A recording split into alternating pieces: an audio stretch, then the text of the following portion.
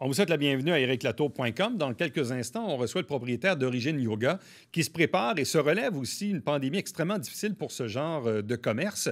Et on y va même avec une campagne de socio-financement très innovateur. Mais d'abord, politique municipale, on reçoit la candidate à la mairie, André Bouchard, et on lui fait commenter les sujets d'actualité dont l'avenir des golfs.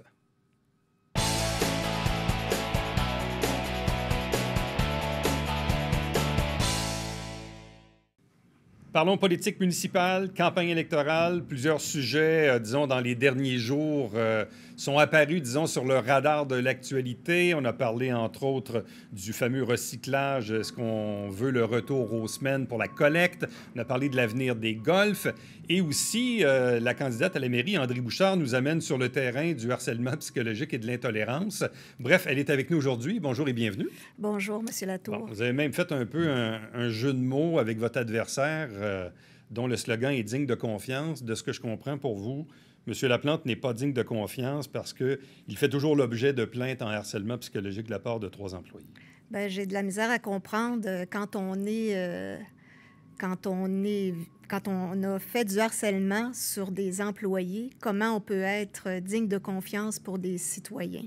Bon, en même temps, certains vous diront que ce sont des allégations. Je comprends que les plaintes ont été retenues puis que les audiences vont se tenir au mois d'août, mais actuellement, le dossier n'est pas finalisé. Donc, il a encore la présomption d'innocence, Oui, si on veut. il y a encore la présomption d'innocence, mais on s'entend que depuis les 4 dernières années, il y a quand même plusieurs employés qui ont quitté la ville de Saint-Jean. Alors, je ne sais pas si c'est pas à cause du chaos politique, justement. Vous pensez que l'ambiance politique a fait en sorte que des gens ont quitté autres que les 3 personnes visées par les Je le crois, par les je le plaintes, là? crois. Je crois qu'il y a peut-être des retraites qui se sont prises ou qui sont envisagées prématurément. Je le crois. Ça ne doit pas être si facile que ça de travailler dans une ambiance de travail qui est toxique. Mais en même temps, parce que dans votre communiqué, vous faites aussi du pouce sur la nouvelle récente d'une ministre du gouvernement Legault là, qui a été forcée de démissionner. Semble-t-il que dans son bureau de comté, ça va bien, mais qu'au bureau de son ministère, ça allait vraiment pas bien. Le premier ministre Legault a même dit on lui a offert du coaching, mais visiblement, ça n'a pas suffi. C'est pas la première fois en politique. On l'a vu dans d'autres cabinets de mairie au Québec. De toute façon, le harcèlement en milieu de travail, c'est pas propre à la politique. Là. Je veux dire, c'est propre au milieu de travail en général. Sauf que là, on est dans la sphère publique, on est dans la sphère politique. Et pour vous, c'est tolérance zéro. C'est tolérance zéro, d'autant plus que moi, je pense que si on parle justement, si on se rattache à l'actualité, le premier ministre a fermé les yeux quand même longtemps parce que ça fait au moins 1 an qu'on entend parler de problèmes de gestion de ressources humaines de Madame la ministre. Et moi, je vais même jusqu'à penser que quand tu t'allies ou que tu t'associes à quelqu'un qui fait du harcèlement, tu es complice de harcèlement. Bon, en même temps, c'est anecdotique, mais ça ne l'est pas en même temps. Parce que dans les 3 plaignants en harcèlement psychologique à l'égard du maire, ils sont tous partis. Oui. Le greffier a pris une retraite prématurée.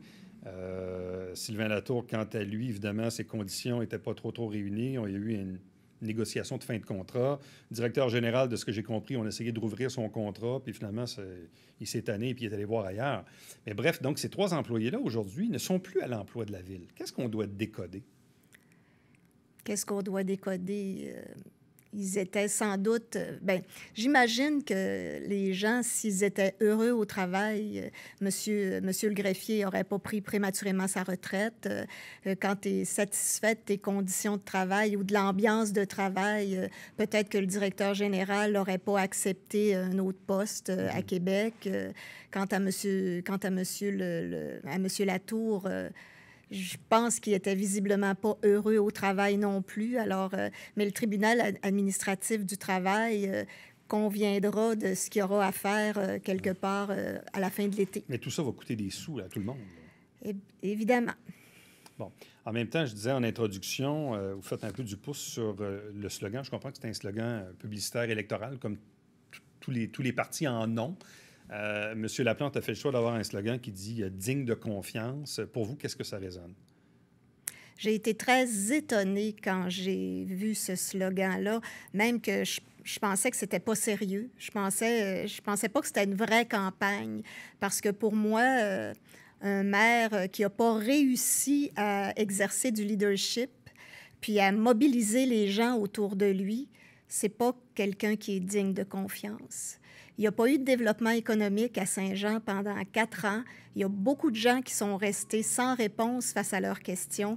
À mon avis, il y a des choses qui ne sont pas avancées. On n'a toujours pas la passerelle. La question des golfs, c'est toujours pas réglé. C'est resté au même point qu'il y a 4 ans, tellement que c'est encore un enjeu électoral. Bon, parlons justement de l'avenir des terrains de golf, parce que là, c'est revenu dans l'actualité, mais c'est en même temps les promoteurs eux-mêmes qui forcent le jeu, parce que là, ils ont convoqué les gens à une consultation publique. Il y a eu un peu de confusion. Le monde se disait, c'est la ville qui nous convoque? Là, finalement, on a compris que c'était les promoteurs qui forcent le jeu, parce que le dossier avance pas beaucoup. Mais en même temps, ça force les politiciens à prendre des positions. On recevait le maire en début de semaine. Pour lui, c'est la même position qu'il avait en 2013 ou 2017. Il manque de terrain vert à Saint-Jean. Il n'est pas question de changer le zonage des golfs. À la limite, la Ville pourrait acheter les terrains à la valeur golf pour le redonner aux citoyens. Point à la ligne. La position de l'équipe André Bouchard, c'est quoi? On n'est pas aussi dogmatique que ça. Moi, je suis bien d'accord pour bonifier les espaces verts publics à Saint-Jean, mais je pense que ça prend un équilibre. Alors, je ne suis pas à tout prix contre le dézonage ou tout ça, là. De toute façon, je ne suis pas assez... Moi, ça ne fait pas 4 ans, ça ne fait pas 8 ans que je baigne là-dedans. Toutefois, je serais d'avis que ça prend une véritable consultation pour, entre autres, les citoyens qui sont adossés au golf. Ce qu'on a vécu la semaine dernière, c'était ce que les gens de la firme disaient que c'était un exercice de participation citoyenne, mais qui nous amenait dans une forme d'entonnoir. Alors, c'était pas vraiment un exercice démocratique, mais je pense que les citoyens sont assez matures pour vivre vraiment une vraie consultation sur ce qu'ils aimeraient voir. Parce que là, on l'a vu cette semaine, les propriétaires il n'y aura plus de golf. Moi, je pensais vraiment que ça durerait encore au moins cette année parce que la pandémie a fait, l'année passée, il y a eu une recrudescence, puis je pense pas que cette année, on va s'en aller dans les pays voisins. Alors, je pensais que le golf serait là, mais je pense que les citoyens ils méritent qu'on leur demande qu'est-ce qu'ils voudraient en arrière de chez eux. Certains pensent que la fermeture annoncée est un bluff. D'autres se disent, bon, c'est peut-être un peu de la menace de dire, bon, on va fermer le golf, puis on ne fera plus l'entretien, puis ça va pousser tout croche en arrière de chez vous, puis tant pis pour vous autres. Là. C'est un peu aussi... C'est ça qu'il y a comme les détracteurs du projet là-dedans, puis il y a une joute un peu politique, puis comme je dis, les promoteurs forcent un peu le jeu en consultant les citoyens maintenant. Mais votre position, c'est quoi? C'est de préserver la qualité de vie des citoyens jusqu'à quel prix? On développe comment? Est-ce qu'il y a vraiment des revenus intéressants? Est-ce qu'il y a des gains pour un parc? Est-ce qu'on augmente la circulation automobile? On est obligé de faire une école ou deux de plus? Je veux dire, il y a beaucoup d'enjeux qui débordent juste de l'avenir du golf des légendes. Là. Moi, j'aime la ville de Saint-Jean. Je la veux évidemment plus verte. Je la veux plus belle. Je la veux plus riche aussi. Puis je pense qu'il y a des beaux projets qui sont possibles. J'ai visité un quartier, par exemple, un quartier à Carignan, où est-ce qu'il y a eu un développement domiciliaire. Il y a eu une école. Ils ont gardé toutes les maisons des familles arrivent vers l'école. Ils ont gardé le bois. Ils ont gardé la nature. Alors, moi, ce que j'aimerais vraiment qu'il y ait comme une recette qui change à la ville de Saint-Jean. Je pense qu'actuellement, les promoteurs arrivent à la ville, déposent leurs projets et après ça, on décide si on adhère ou non. Moi, ce que j'aimerais, c'est qu'on partage une vision de ce qui est intolérable pour les gens, pour les citoyens qui existent déjà. On le dit d'avance. On établit un espèce de barème, puis après ça, on reçoit les projets. Parce que des entrepreneurs puis des promoteurs qui font des belles choses, il y en a. Puis il y en a des réussites aussi dans des golfs. Si je pense, d'ailleurs, je vais visiter la semaine prochaine à la Prairie, entre autres. Il y a comme un parc linéaire qui a été développé près des habitations. Puis après ça, évidemment, il y a un développement domiciliaire plus loin. On sait que sur le golfe des légendes, il y a une petite rivière ou un petit ruisseau. Il y a des arbres, il y a des petits monticules. Je pense qu'il y a moyen de faire un parc, oui, mais ça prend un équilibre entre le vert puis entre le développement. Sauf que politiquement, Puis c'est souvent ça. Des fois, je comprends que pour certains, c'est blanc ou noir, puis pour d'autres, malheureusement, il faut patauger entre les deux. Mais c'est sûr qu'un jour, vous allez arriver en débat devant le maire Laplante, puis vous dire, ben moi, c'est clair, il n'y en a pas de dézonage. On ne dézone pas, puis à la limite, on les achète. Le terrain à M. Poirier, c'est correct, c'est une cour à scrap, on met des maisons là-dessus, mais les golfs, on y touche pas. Vous, votre réponse, ça va être quoi? C'est on y touche pas, mais Moi, je comment pense vous allez que patauger là-dedans? on y touche pas, mais peut-être qu'il faudrait une consultation citoyenne pour commencer, pour voir qu'est-ce que les gens voudraient. Faites par la ville, Faites par la ville, pas oui. les promoteurs. Ben non, absolument pas. La semaine, OK. la semaine passée, ou il y a 2 semaines, là, c'était pas une vraie consultation, ça. Puis, moi, je suis vraiment en faveur de l'équilibre parce qu'on ne peut pas tout acheter. On ne peut pas tout acheter. On n'a pas les ressources financières d'une municipalité ne sont pas inépuisables. Il faut faire les choses en respect de la capacité de payer des citoyens. Alors, il faut vraiment trouver l'équilibre dans le... Alors, moi, de dire qu'il faut garder le golf absolument comme ça, puis, de toute façon, actuellement, c'est un terrain privé. C'est le propriétaire là, qui a... Je pense pas que ce soit un bluff. Moi, je pense qu'il a annoncé qu'il n'y aurait pas de golf là-dessus cet été. Maintenant, qu'est-ce qu'il va faire? Est-ce qu'il va mettre une clôture pour empêcher les gens de passer? Mais il y a toute la question aussi de la désinformation. Je suis allée cette semaine dans ce quartier-là, et les gens, par exemple, en avant du golf, sont certains qu'il va y avoir un 4 étages en avant de chez eux. C'est pas vrai. Ça se fera pas. Il y a de la désinformation. Absolument. Absolument. Ouais. OK. Bon, en tout cas, on verra. On va avoir l'occasion de s'en reparler, je présume, parce que ça va être un sujet assez chaud. Dernier sujet pour aujourd'hui, le recyclage. Bon, le compost a changé un peu les cycles, puis là, le compost est aux semaines à cette heure. Mais là, le recyclage est comme rendu aux 2 semaines. Là, pour certaines personnes, ça déborde un peu. La Ville de Saint-Jean demande à la MRC, parce que c'est pas fait, là, ça passe à la MRC. Quelle est la position de votre équipe là-dessus? Est-ce qu'on doit statuer et revenir à la collecte hebdomadaire comme elle l'était avant? Moi, je crois vraiment qu'il y a de l'éducation qui n'a pas été faite. Ça s'est fait prématurément. J'ai parlé longuement avec Mme Boulet, oui, la présidente de Compost Richelieu, qui m'a dit qu'il y avait déjà de l'information qui avait été donnée. Mais vous le savez, vous êtes dans le domaine de l'information. Il faut répéter les choses. Il faut répéter et répéter. Alors, il y a comme une espèce... Je ne sais pas s'il ne faudrait pas faire des escouades pour montrer aux gens comment recycler, comment garder nos pots pour acheter en vrac et tout ça. Maintenant, vous savez, oui, j'ai sorti une vidéo là-dessus parce que je voyais des voisins au début qui disaient, ben moi, de toute façon, je mets mes poubelles à toutes les semaines parce que le recyclage, il le mettait dans sa poubelle. Alors, c'est un peu pour ça. Puis, ce qui m'a un peu contraint à faire ça, c'est quand j'ai appris que c'était M. le maire qui siégeait sur Compost, puis évidemment, à la MRC du Haut-Richelieu. Alors, en quelque part, je me disais, quand je voyais les citoyens, bon, puis on a fait un petit sondage éclair aussi qui a donné un résultat de 700 personnes en 3 jours. 700 personnes dont la majorité, puis même majorité, 90 disaient que le recyclage aux 2 semaines, ça n'avait pas de bon sens. Que le compostage, c'est pas encore assez généralisé dans la population. Alors, puis M. le maire, souvent, il dit qu'il consulte les gens, mais dans ce cas-là, la population de Saint-Jean n'a pas été consultée. Donc, en résumé, pour vous, il faut revenir à une collecte hebdomadaire à tout le moins pour 1 an? Pour 1 an. Bien, ça a été la proposition qui a été amenée, au dernier conseil. Peut-être que pour la période d'été, ça aurait été suffisant. Peut-être. Mais c'est une proposition... Mais à court terme, il faut revenir aux semaines. Absolument. Okay. Quitte à réviser dans l'avenir. Oui, oui. André Bouchard, merci beaucoup. Ça fait plaisir. À la prochaine. Restez avec nous, puisqu'au retour, on vous parle de Origine Yoga qui se prépare évidemment à se relever et à réouvrir, évidemment.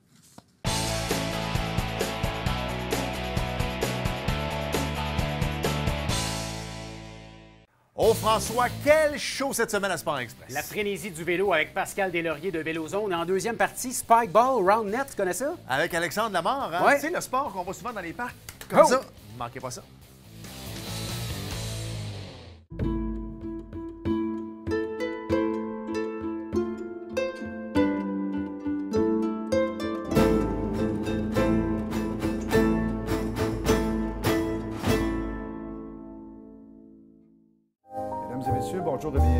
j'insiste entre nous. Mon nom est Serge.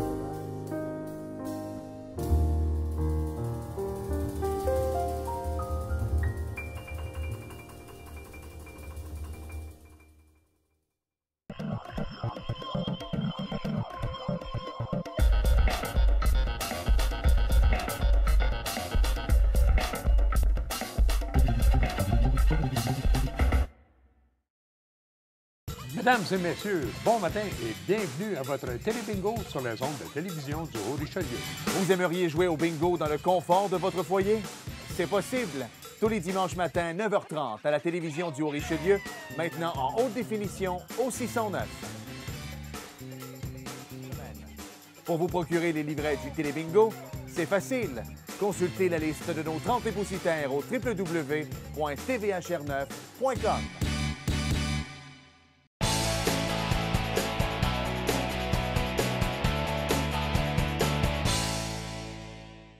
Bon, vous le savez, il y a plusieurs entreprises qui ont été touchées par la pandémie, d'autres plus que d'autres, si on peut dire. On parle entre autres de la restauration, l'hôtellerie, le tourisme, les centres de conditionnement physique, mais aussi les studios de yoga qui, visiblement, n'ont pas beaucoup opéré dans la dernière année. Et dans la région ici, on en a un qui, lui, a décidé, évidemment, de se relever, de se préparer, de demander de l'aide aussi. Et pourquoi pas? Il faut parfois lever la main pour demander de l'aide. C'est André-Claude Beaulac de Origine Yoga. Bonjour et bienvenue. Salut Eric, merci beaucoup de l'invitation. Mais ça fait plaisir. Moi, je pense que c'est ça, je trouve ça important qu'on puisse donner la parole à des entreprises, disons, qui l'ont eu plus dur que d'autres. Je comprends qu'il y a des aides gouvernementales, mais on comprend tous que ce n'est pas suffisant pour pallier, évidemment, au manque. Expliquez-nous un peu, de votre côté, un studio de yoga, quand la pandémie a commencé, qu'est-ce qui s'est passé de votre côté? Bien, c'est un peu comme si une bombe était tombée. En fait, là, vraiment, on a dû évidemment fermer les portes et cesser toutes les opérations. Au fil du temps, là, on s'est dit, bon, ben, on va faire quelque chose. Là. En voyant que ça continuait, bon, on s'est dit, on va faire des cours en ligne. Donc, c'est ce qu'on fait déjà depuis le mois d'octobre. Mais c'est sûr, c'est pas pareil. Avez-vous pu ouvrir une certaine période de temps ou pas du tout dans la dernière année? Début de l'automne, vraiment, là, fin août, on a pu réouvrir, puis au 15 octobre, ça a duré un mois et demi. Oui, c'est ça. Pendant l'été, on a fait des cours dans les parcs. On a eu la chance là, quand même de voir notre monde pendant l'été, mais c'est ça, ça a été quand même brève durée dans la dernière année. Donc, une très courte réouverture fin août, début septembre. Oui, des cours en mode virtuel. Oui, des cours dans les parcs à l'extérieur, mais encore là, évidemment, pas dans les derniers mois avec la saison plus froide. Là, on est rendu presque à la mi-mai. Bon, on comprend tous que la vaccination avance, que peut-être que la Montérégie va revirer orange, souhaitons-le, peut-être dans 1-2 semaines, peut-être. Ouais. Comment vous vous préparez à la suite des choses? Bien là, c'est vraiment de revoir toute notre programmation. On doit recontacter certains professeurs. Tous les gens sont un peu partis de leur côté, puis ça fait quand même un bon bout de temps. Alors, c'est de recontacter ces professeurs-là, de retrouver des nouveaux employés, de voir toute notre programmation, de reprendre contact aussi avec notre clientèle. Évidemment, on a été présent avec les cours en ligne, mais ça ne plaît pas nécessairement à tout le monde, ces cours-là en ligne. Donc, c'est de refaire les ponts avec nos gens aussi. On est dans une dynamique, puis pas juste pour le yoga, mais bon, le virtuel a été très utile. Il l'est encore en ce moment. Mais quand vient le temps même d'organiser, les gens se sont fait parfois des petits 5 à 7 sur Zoom. C'était sympathique au début. Là, c'est comme si ça nous tente moins. Hein? Fait que je présume que c'est la même chose pour vous. Au début, c'était sympathique parce que c'était utile, mais là, la réponse est moins bonne pour le virtuel en ce moment. Oui, on sent vraiment un essoufflement, moins de gens qui sont présents. Il y en a quand même que ça leur plaît, puis on va continuer de le faire parce que ça répond à une certaine clientèle, donc ça leur a eu ça de bon. Mais c'est ça, là, on voit, les gens nous le disent, là, on a hâte de vous revoir, donc on a hâte que le studio réouvre, puis on se prépare aussi à donner des cours dans les parcs cet été. Bon, ça, c'était mon autre question. À quel moment pensez-vous reprendre des cours extérieurs? Bien, pour le yoga, étant donné qu'on va quand même beaucoup au sol, il faut s'assurer que la température soit comme un petit peu plus élevée. Là, je sais qu'il y a des gens qui ont commencé des entraînements plus dynamiques. Donc, mais nous, puisqu'on va au sol, on attend peut-être début juin. Je pense qu'on va attendre Dame Nature aussi. Bon, parce que à l'intérieur, là, parce que Je comprends que la distanciation va rester encore pour un petit bout. Avez-vous suffisamment d'espace pour avoir, disons, un minimum de participants dans un cours en instaurant la distanciation entre les personnes? Oui. Bien, nous, on a la chance d'avoir trois salles de cours. Et puis, on avait déjà, tout mis les emplacements avec le 2 mètres de distance. Puis, dans notre plus grande salle, on a quand même 20 places. Donc, ça Donc, reste... c'est faisable. Oui, c'est faisable. C'est rentable comme ça. Alors, ça nous plairait bien de pouvoir réaccueillir nos gens. Bon, je le disais en introduction, les entreprises, évidemment, qui ont subi les contre-coups de la pandémie ont eu de l'aide, des subventions gouvernementales. Pour un studio de yoga, ce genre d'aide-là, est-ce que c'est correct, c'est bon, c'est excellent? Bref, de quelle façon ces aides-là vous ont vraiment aidé ou pas dans la dernière année? Bien, ça a été... c'est sûr qu'on aurait dû complètement fermer les portes sans cette aide-là. Donc, ça nous a sauvés. Mais c'est pas suffisant pour dire qu'on s'endette pas, puis que... Ouais, c'est ça l'affaire. Donc, Il y a beaucoup d'entrepreneurs, on le voit, même les restaurateurs, qui, malgré l'aide gouvernementale, ont dû personnellement s'endetter, réhypothéquer, etc., pour maintenir les opérations. Sinon, ça ne peut pas fonctionner. Là. Non. Donc, c'est vraiment... Il faut aider nos entrepreneurs. Là, c'est des passionnés. On a besoin de ces gens-là. Puis, ouais. Bon, là, d'où vient cette idée de lancer une campagne de sociofinancement? Bien, l'idée était justement là, de trouver une façon de faire parler d'origine, puis de ramasser des sous. Donc, les gens sont beaucoup de gens super généreux qui font des dons, mais je ne demande pas que la charité. Il y a plein de belles contreparties que les gens peuvent acheter. Comme quoi? Comme des cartes de cours, aussi simple que ça, mais aussi on a des T-shirts, on a des massages, on peut acheter des tapis de yoga. Donc, les gens qui ont envie de faire du yoga, de découvrir le yoga ou de s'adonner à ça, bien, c'est possible de s'acheter ça. Mais là, c'est quoi dans le processus? Vous vous êtes levé un matin, vous vous êtes dit, tiens, je vais lancer une campagne de sociofinancement. L'idée est venue comment? Bien, c'est un ami, en fait. C'est un ami qui est propriétaire d'un autre centre de yoga qui a eu cette idée-là. Il l'a fait, lui, à l'automne. Donc, quand j'ai vu ça, j'ai vu son succès, j'ai dit, bien, pourquoi pas, allons-y. Alors, ce qui est vraiment aussi, vraiment fantastique avec cette campagne-là, c'est que à chaque fois que les gens donnent $1, il y a $1 supplémentaire qui va m'être remis sous forme de bourse. Donc, oui? Ouais. Comment ça fonctionne? C'est une bourse qui est offerte par le Fonds Jeunesse 1001. Okay. Le Fonds 1001 pour la jeunesse, pardon. Donc, c'est ça. Eux, ils encouragent les entreprises là, qui veulent aider les jeunes à bouger. OK, c'est intéressant, ça, je ne savais pas. Donc là, dans le fond, puis on a mis les informations à l'écran. Donc, vous prenez la plateforme de La Ruche. Exactement. Pour cette campagne de sociofinancement. Donc, quelqu'un qui s'en va sur La Ruche, là, le lien est à l'écran, mais comment ça fonctionne? Comment je fais pour faire mon don et tout ça?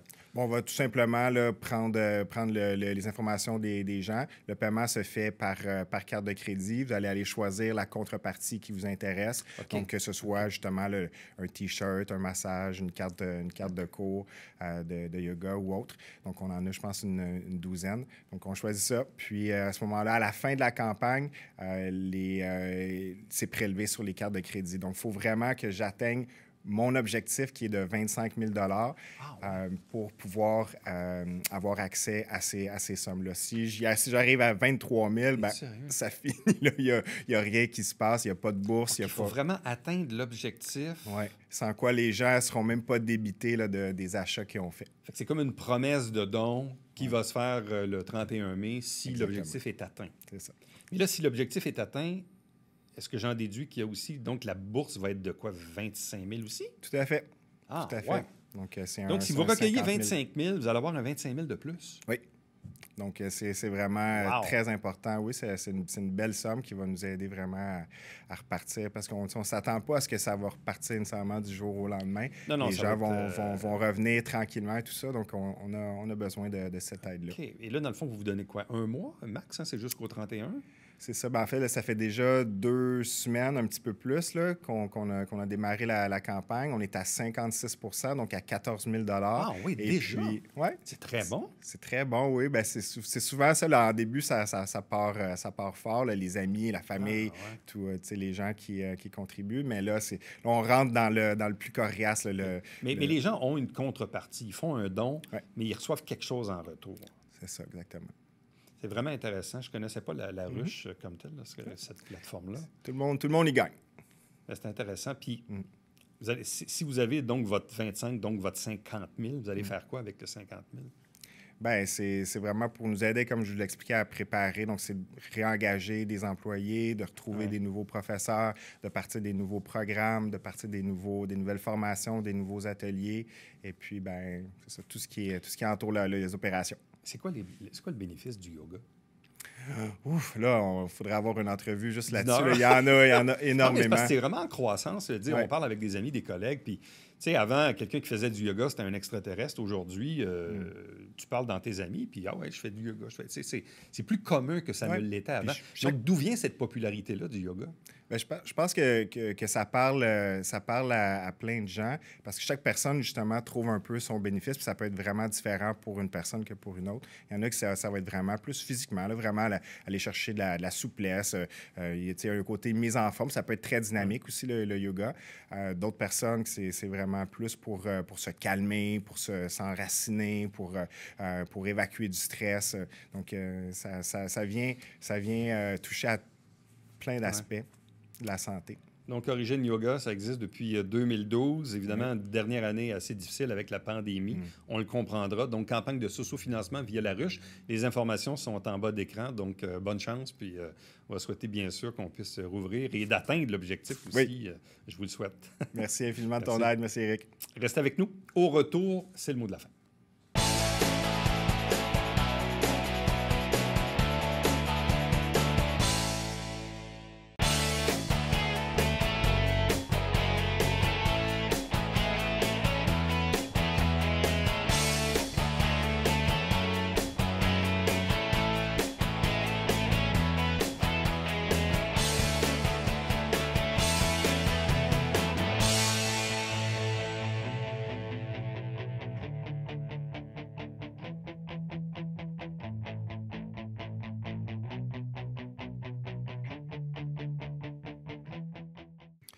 Petit rappel de bienveillance du côté de Chambly sur le fait de, bien sûr, ramasser les besoins de ces animaux. Vous allez me dire que c'est tout à fait normal, mais parfois, il faut le rappeler, il y a des amendes liées à ça.